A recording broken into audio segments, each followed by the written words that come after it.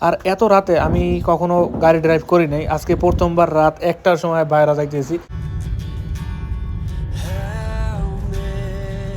কতগুলো শুটকি বাংলাদেশ থেকে টানতে টানতে এই পর্যন্ত আনলো, পছন্দের জিনিস লাকেজের মধ্যে প্যাকেট করলো, এরপরে পলিথিন পেঁচাইলো, কত রকমের ঝামেলা করে আনছে, সব শুটকিগুলারে এই এয়ারপোর্টে রাখিয়ে দিয়েছে। দর্শক দেখতে দেখতে কিন্তু বাবার বাস চলে আসলো, অনেক সময় এই স্টেশনে অপেক্ষা করছি।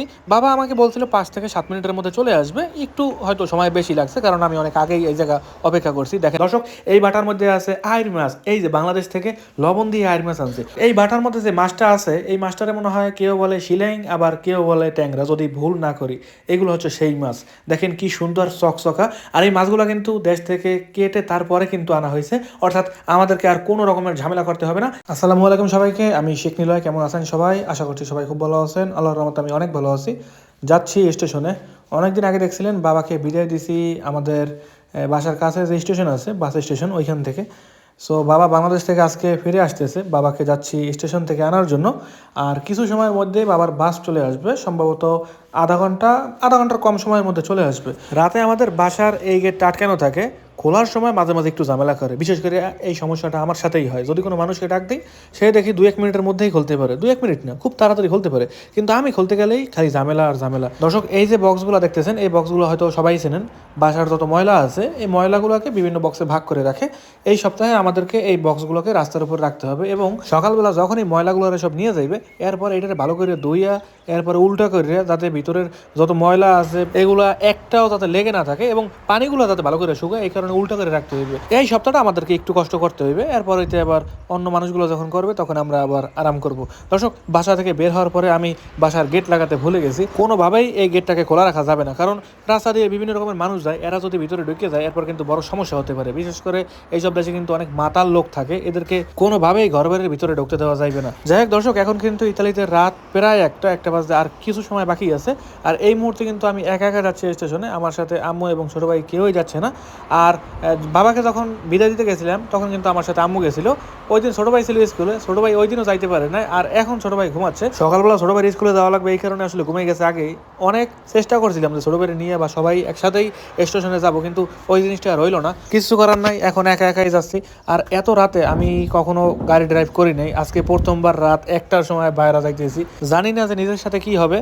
ইতালিতে এমন এমন মানুষ আছে এত উচ্চ গতিতে গাড়ি চালায়, মানে নিজেদের জীবনেই নিজেরা পাত্তা দেয় না, অন্য মানুষের জীবনকে কিভাবে ওরা পাত্তা দেবে। ওই মানুষগুলো থেকে একটু দূরে থাকতে চাই। বিসমিল্লাহ বলে রওনা করলাম, সামনের দিকে যাই, দেখি কি হয়।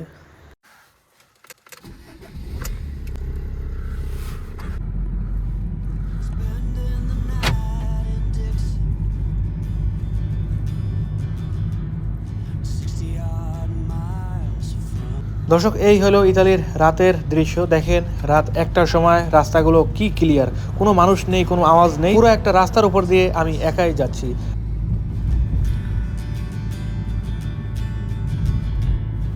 Too late to be less a man. How many yesterdays are between us now? দর্শক, দেখতে দেখতে আমি একেবারে স্টেশনের সামনেই চলে আসলাম। আর স্টেশনে আসার পর মনে হলো আমি অন্য কোনো একটা স্টেশনে আসছি, যে স্টেশনে আমি এখন পর্যন্ত কখনোই আসিনি, প্রথমবার আসলাম এরকম মনে হলো। কারণ দিনে এই স্টেশনের এক দৃশ্য দেখা যায়, আর রাতে আর এক দৃশ্য।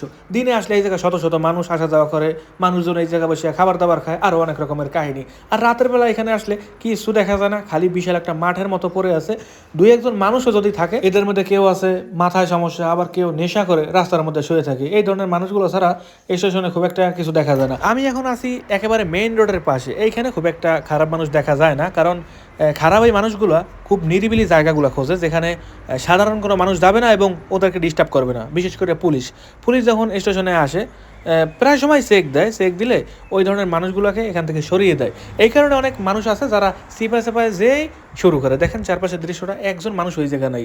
ট্রেন স্টেশনের ওইদিকে যাইতাম যদি বিকেল হইতো, কিন্তু এই টাইমে ট্রেন স্টেশনের ওইদিকে যাওয়া ঠিক হবে না, কারণ ওই জায়গাগুলোতে যে যদি হাঁটাহাঁটি করি এরপর ওরা ভাবতে পারে যে আমি হয়তো ওদের সমস্যা করতে আসছি, এরপরে আরও সমস্যা হতে পারে। যেই কারণে আমি আসলে ওই দিকটায় গেলাম না। আমি এখন দাঁড়িয়ে আছি বাবার জন্য, কিছু সময়ের মধ্যেই বাস চলে আসবে। দর্শক, আজকে বাবার এয়ারপোর্ট দিয়ে বের হওয়ার সময় একটা সমস্যা হয়ে যায়। বাবার কথা কথা ছিল আজকে বিমান ল্যান্ড করার পরে খুব তাড়াতাড়ি করে ইমিগ্রেশন শেষ করবে, লাখেশ টাকা সবকিছু নিয়ে তাড়াতাড়ি করে বের হয়ে যাবে এবং এরপরে যেই বাসটা আছে ওই বাসে চড়ে আমাদের স্টেশনে চলে আসবে।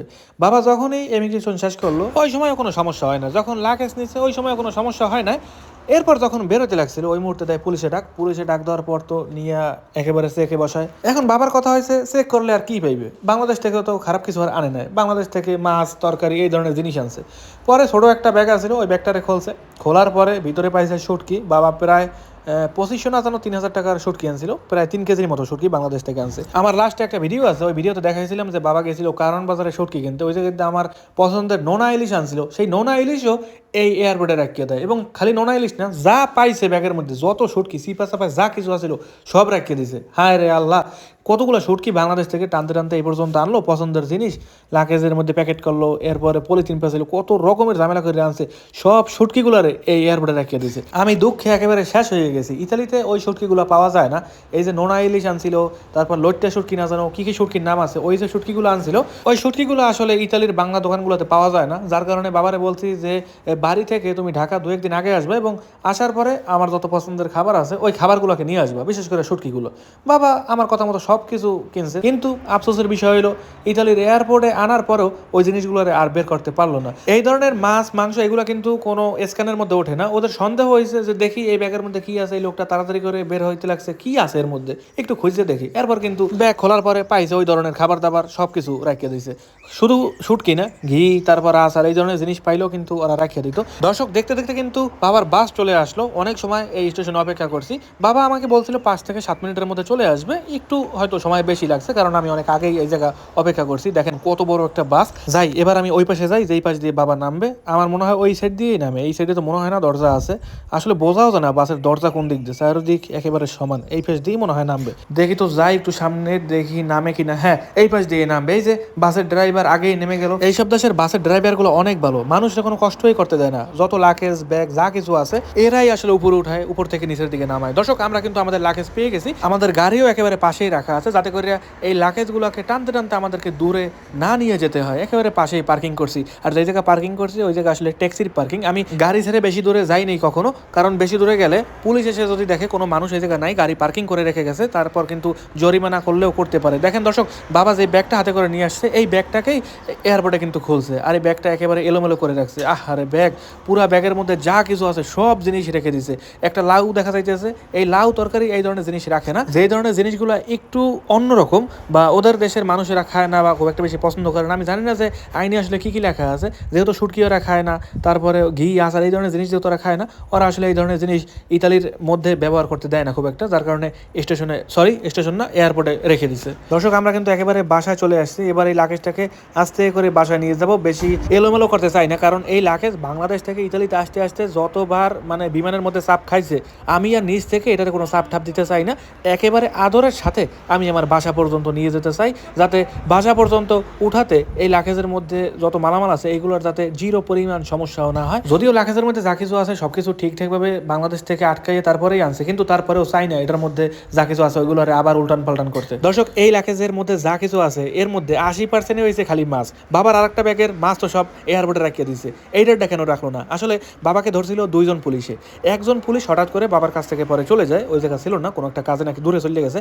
এরপরে আরেকটা পুলিশ ওই ব্যাগটাকে ইচ্ছা মতো খুলছে এবং ওই ব্যাগটা নিয়েই পড়ে রয়েছে। এই ব্যাগটাকে আর ধরেন না, কারণ এটাকে যদি খুলতে যায় অনেক সময় লাগতে পারে। যদি এইটারে খুলতো তাইলে পুরো একটা মাছের ফ্যাক্টরি পাইতো, এত পরিমাণে মাছ পাইতো এটার মধ্যে, যা দিয়ে এয়ারপোর্টে যত পুলিশ আছিল ওরা এক বেলার খাবার একেবারে শান্তি মতো খাইতে পারতো। এটার মধ্যে টোটাল 15 থেকে 20 কেজি মাছ আছে, এই লাকেজে করে আনছে। যদি বাবা সব মাছ শুটকি এইগুলোর 1 লাকেজে করে আনতো তাহলে কিন্তু ঠিকই এই মাছগুলোরে পাইতো, আর এই মাছগুলো বাসা পর্যন্ত আনা সম্ভব ছিল না। যাক আলহামদুলিল্লাহ যে শেষ পর্যন্ত মাছগুলো বাসা পর্যন্ত আসতে পারছে। দর্শক এই বাটার মধ্যে আছে আইর মাছ, এই যে বাংলাদেশ থেকে লবণ দিয়ে আইর মাছ আনছে। অনেকেই ভেজে তারপরে দেশ থেকে এই মাছগুলোর বিদেশে আনে, কিন্তু ভেজে আনলে হয় কি মাছগুলো একটু শক্ত শক্ত লাগে, মাছের মধ্যে যে একটা তেল আছে তেলটা মনে হয় থাকে না, তেলটা সব গলিয়ে যায়। অতিরিক্ত ভাজলে মাছ আবার বেশি শক্ত শক্ত লাগে, ওইগুলো বেশি একটা মজা লাগে না, যার কারণে এই কাঁচা মাছগুলোই দেশ থেকে আনা হয়েছে হালকা একটু লবণ দিয়ে। কিন্তু ভাজা মাছ আনাটা যেমন সহজ, এই কাঁচা মাছগুলো লবণ দিয়ে আনতে গেলে একটু ঝামেলা বেশি লাগে। এয়ারপোর্টে আসার আগে আগে এই মাছগুলোতে লবণ দিতে হয়, আর যদি অনেকদিন আগেই মাছগুলোতে লবণ দেওয়া হয় ওই মাছগুলো প্রচুর লবণ লবণ লাগে, একটু খাইতে ভালো লাগে না। এই কারণে এয়ারপোর্টের আসার আগে আগে মাছগুলোরে ফ্রিজ দিয়ে নামাইয়ে গলাই তারপর লবণ দিয়ে বাটা ভরিয়ে কষ্টি পেঁচাইয়া কত রকমের প্রসেসিং করে যে মাছগুলোরে এইসব জায়গায় আনছে তা আসলে ভাবতে গেলেই অনেক কষ্ট লাগে। এই যে দেখেন কি পরিমাণে পলিথিনগুলো পেঁচাইছে যাতে করে বাটা যদি কোনো কারণে ফাটে, বাটার ভিতর যে আছে বা পানি আছে ওইগুলো যাতে কোনোভাবে বাইরে না পড়তে পারে, একেবারে চারোপাশ ঘুরে ঘুরে তারপর আসলে এই বাটাগুলোরে পেঁচানো হয়েছে। আর এই মাছগুলো কিন্তু প্রায় 30 ঘন্টার মতো এই বাটার মধ্যে আসিল। এত সময় এই লাকেজের মধ্যে থাকার পরেও মাছগুলোর মধ্যে কোনো রকমের ত্রুটি এখন পর্যন্ত আমরা পাইনি যে মাছ একেবারে শেষ হয়ে গেছে। মাছ একেবারে ফ্রেশ আছে যেহেতু লবণ দিয়ে আনছে, আর যদি লবণ না দেওয়া হয়তো এই মাছ আসলে খাওয়া সম্ভব হতো না। দর্শক, এই বাটার মধ্যে যে মাছটা আছে এই মাছটারে মনে হয় কেউ বলে শিলাইং আবার কেউ বলে ট্যাংরা, যদি ভুল না করি। এগুলো হচ্ছে সেই মাছ, দেখেন কি সুন্দর চকচকা। আর এই মাছগুলো কিন্তু দেশ থেকে কেটে তারপরে কিন্তু আনা হয়েছে, অর্থাৎ আমাদেরকে আর কোনো রকমের ঝামেলা করতে হবে না। এই মাছগুলোকে এখন ধুয়ে তারপরে পলিথিন ভরেই কিন্তু আমরা ফ্রিজে রাখতে পারবো। বাড়ির যতগুলো মানুষ এই মাছগুলোর পিছনে পরিশ্রম করছে তাদেরকে মন থেকে ধন্যবাদ। দর্শক, আমু কিন্তু মাছ ধুইতেই আছে। মাছের মধ্যে যত পানি আছে মানে মাছ দিয়ে যা বাইরে হয়েছে আর কি, ওইগুলো সব ধুয়ে ফালাই দিতে আছে। আর লবণগুলো ফালানটাও অনেক প্রয়োজন, নাইলে কিন্তু পরে খাইতে একটু মজা লাগবে না। দর্শক, দেখা যাক এই বাটার মধ্যে কি আছে। আর এই বাটাটা কিন্তু আনার সময় ফাটিয়ে গেছে লাকেজের মধ্যে, সম্ভবত কোনো চাপ খাইছে। লাকেজগুলারে যে উপর দিয়ে মারে আর যে চাপ উপর দিয়ে পড়ে, লাগেজের মধ্যে যে মালামালগুলো আছে এগুলো যে সব খিচুড়ি হয়ে যায় না, এটাই একটা ভাগ্যের ব্যাপার। তারপরেও দেখলাম যে সব এখন পর্যন্ত ফ্রেশ আছে। আর এই একটার মধ্যেই একটু সমস্যা, বাটাটা দেখলাম একটু পাশ দিয়ে ফাটা ফাটা, মানে বাটার মধ্যে যত মাছের রক্ত পানি যা কিছু আছে যা আর কি বাইরে হয়েছে সব একেবারে লাকেজের ভিতরে সেরা বের হয়ে একেবারে শেষ। লাকেজের মধ্যে অন্য সব জিনিসের উপর লাগিয়ে গেছে, এমনভাবে কষ্টিপ পেঁচাইছে কষ্টিপগুলো খোলাও একটু কষ্ট হয়ে যাইতে আছে। দর্শক, এগুলোর মধ্যে আছে পোয়া মাছ, আর দেখেন কি চকচকা, এখন পর্যন্ত কোনো পরিবর্তন হয় না এই মাছগুলোর। ও, এটার মধ্যে খালি পোয়া না, এটার মধ্যে শোল মাছ আছে, দেশি শোল। এই শোলগুলা বড়শি দিয়ে সম্ভবত ধরা হয়েছে। এখন কি এগুলো সব বড়শিরেই নাকি বাজার থেকে দু একটা কিনে এগুলোর সাথে যোগ করে আনছে, এটা আমি ঠিকভাবে বলতে পারবো না। দর্শক, দেখেন মাছগুলো দেখলে মনে হয় যেন এই মাত্র বাজার দিয়ে এই মাছগুলো আনছে এবং ওই মাছগুলোরে কাটিয়া এরপরে ধুইতেছে, একেবারে ফ্রেশ। বোঝাই যায় না যে সেই বাংলাদেশ থেকে অনেক বড় একটা সফর অতিক্রম করার পরে এই মাছগুলো ইতালিতে আসছে। আর সেই মাছগুলোই আমরা দেখতেছি। এরপর আম্মু পলিথিন ভরতেছে, খুব তাড়াতাড়ি করে ফ্রিজে রাখতেছে। দর্শক, আরো একটা মাছের বক্স, দেখা যাক যে এইটার মধ্যে কি মাছ আছে। উপর দিয়ে যদি ভালো করে বুঝি না যে কি আছে ভিতরে, যে পরিমাণে কষ্টিবার পলিথিন এই কারণে ভালো দেখতে পারি না। ভিতরটা দেখলে বোঝা যাইতেছে মনে হয় ইলিশ মাছ আছে। হ্যাঁ, এটার মধ্যে ইলিশ মাছ আছে। আসলে বাবার দেশ থেকে যত রকমের মাছ আনছে এই ধরনের মাছগুলো কিন্তু বাংলা দোকানগুলোতেও পাওয়া যায়। ইতালিতে যে দোকান আছে এগুলোর মধ্যে খুঁজলে পাওয়া যায়, কিন্তু বাবা যেহেতু দেশ দিয়ে আইতেছে প্রায় 40 থেকে 45 কেজি মাল ইতালিতে আনতে পারবে, এই কারণে ভাবলো যে দেশীয় কিছু খাবার দাবার এই ধরনের মাছগুলো যদি ইতালিতে নেওয়া যায় খুব একটা বেশি খারাপ হবে না। দর্শক, এখানে আরো একটা মাছের বক্স আছে, কিন্তু দেখা যাক এইটার মধ্যে কি মাছ আছে।